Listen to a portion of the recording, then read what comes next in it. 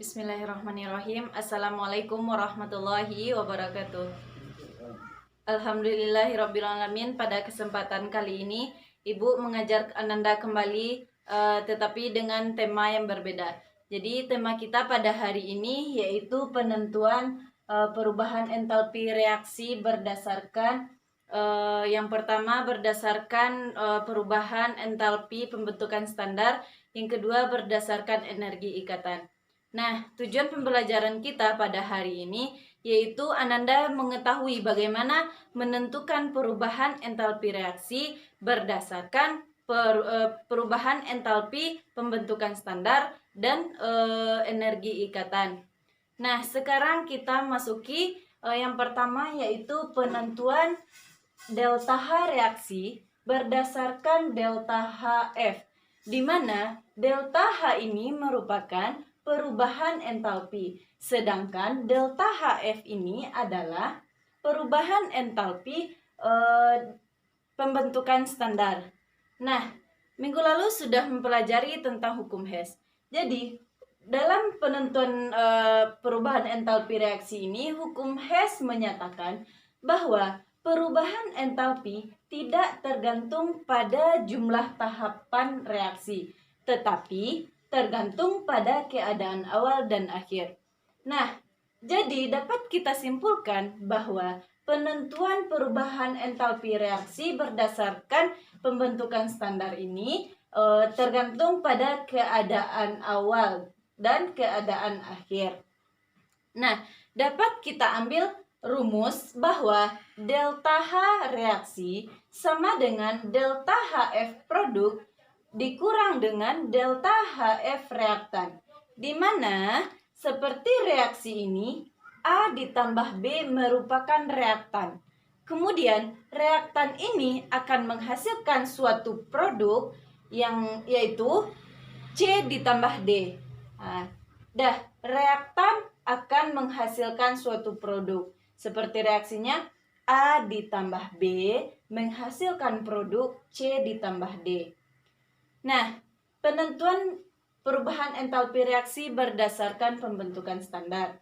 Dapat kita tarik kesimpulan, rumusnya yaitu delta H reaksi sama dengan delta HF kanan dikurang delta HF kiri, di mana delta HF kanan ini merupakan produk, kemudian delta HF kiri merupakan reaktan. Nah, sekarang kita lanjut ke contoh soal. Diketahui data sebagai berikut. Perubahan entalpi pembentukan CH3H8 bernilai min 24,8 kJ per mol.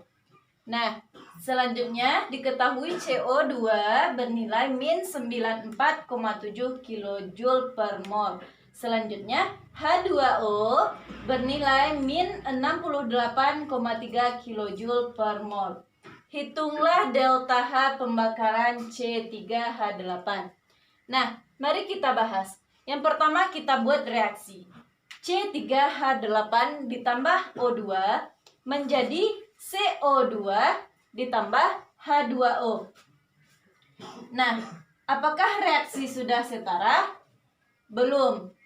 Ini C berjumlah 3. Di sini C berjumlah 1. Maka kita tulis 3CO2. Kemudian H di sini 8. Dapat kita ambil dihitung di sini hanya 2. Berarti agar H-nya menjadi 8, kita tambah koefisiennya menjadi 4. Menjadi 4H2O. Kemudian kita hitung O. O-nya ini adalah 3 dikali 2 sama dengan 6, berarti O-nya 6. Kemudian di sini ada 4O, berarti 4 sama dengan 10. Sedangkan di sini O-nya masih 2. Dapat kita rubah O-nya menjadi 5O2. Dah, kemudian sudah setara. Selanjutnya kita masuk ke rumus delta H reaksi. Delta H reaksi sama dengan delta HF kanan, berarti produk. Berarti delta HF kanannya 3 dikali min 94,7 ditambah ini 4H2O, berarti 4 dikali min 68,3 kilojoule per mol. Kemudian dikurang dengan delta HF kiri. Delta HF kiri C3H8 bernilai min 24,8 kilojoule. Maka setelah kita kalikan dan kita tambahkan, dapatkan hasil min 557,3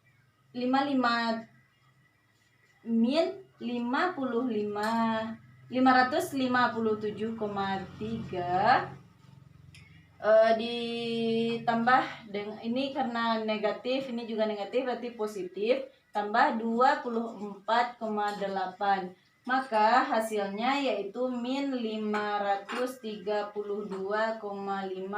kilojoule per mol. Ini adalah contoh soal dari penentuan delta H reaksi berdasarkan delta HF. Sekarang kita akan melanjutkan ke penentuan perubahan entalpi reaksi berdasarkan energi ikatan.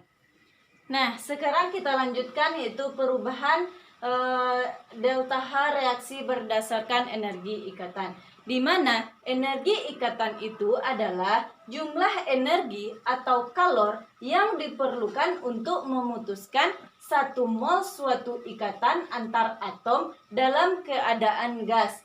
Contohnya yaitu energi ikatan atom H mengikat atom H lainnya bernilai 436 kilojoule per mol. Jika kita melepaskan 1 kalor, maka kita melepaskan kalor sebesar 436 kilojoule per mol. Dapat kita ambil kesimpulan bahwa delta H sama dengan jumlah energi ikatan putus dikurang dengan jumlah energi ikatan nyambung, di mana yang putus ini merupakan bagian kiri yang disebut dengan reaktan, kemudian yang nyambung ini merupakan kanan, itu produk hasil dari reaktan tersebut. Seperti contoh soal, diketahui energi ikatan rata-rata sebagai berikut. C berikatan dengan H bernilai 414 kilojoule per mol. Cl berikatan dengan Cl bernilai 244 kilojoule per mol. Kemudian H berikatan dengan Cl bernilai 432 kilojoule per mol. Kemudian C berikatan dengan Cl bernilai 326 kilojoule per mol. Delta H untuk reaksi berikut, yaitu CH4 ditambah Cl2 akan menghasilkan CH3Cl ditambah dengan HCl. Jadi, dia menanyakan yaitu delta H reaksinya. Langkah kita pertama, kita menentukan CH4 ini. Perlu Ananda ingat bahwa C itu memiliki tangannya 4. H itu memiliki tangannya 1, O memiliki tangannya 2. Sedangkan Cl dari golongan 7A seperti F-, Cl-, Br-, dan I-, yaitu memiliki 1 ikatan. Ini CH4. C berikatan dengan 4H. Ditambah dengan Cl. Cl ini ada 1 ikatan. Berarti Cl berikatan dengan Cl. Kemudian CH3Cl. C memiliki tangannya 4, 1 berikatan dengan H, 1 dengan H, dan Cl. Kemudian HCl. Cl juga berikatan dengan 1, H juga berikatan 1. Berarti H berikatan dengan Cl. Nah, selanjutnya sudah diketahui soal. Langkah selanjutnya kita mengetahui ini C, delta H-nya. C-nya ada 4, berarti 4 dikali C berikatan dengan H. Ini ada 1, 2, 3, 4. Nah, kemudian ini Cl. Cl ini bernilai 1, ada 1 berarti Cl. Dah, ini merupakan reaktan. Kemudian dikurang dengan energi jumlah energi ikatan nyambung, yaitu ini ada CH, ada 3 ikatan. 1, 2, 3, berarti 3 C dikali CH. Dah, ditambah ini C dengan Cl. Kemudian ada di sini H dengan Cl. H dengan Cl. Nah, sebelum kita lanjut, ini kan dikurang, berarti bisa kita langsung coret, berarti ini ada 4. 4 dikurang 3 sama dengan 1. Nah, ini bisa kita coret. Berarti CH-nya tinggal 1. Nah, kita masukkan angka yang sudah diketahui. CH berarti 414. Kemudian ditambah dengan Cl berarti 244. Dikurang berarti CH-nya sudah habis. Kita lanjut ke C dan Cl, berarti bernilai 326. Kemudian H dengan Cl bernilai 432. Nah, selanjutnya kita tambah. Ini bernilai 658. Nah, ini bernilai 758. Dapat kita mendapatkan hasil min 100 kJ per mol. Nah, ini merupakan ia melepaskan energi sebanyak 100 kJ per mol.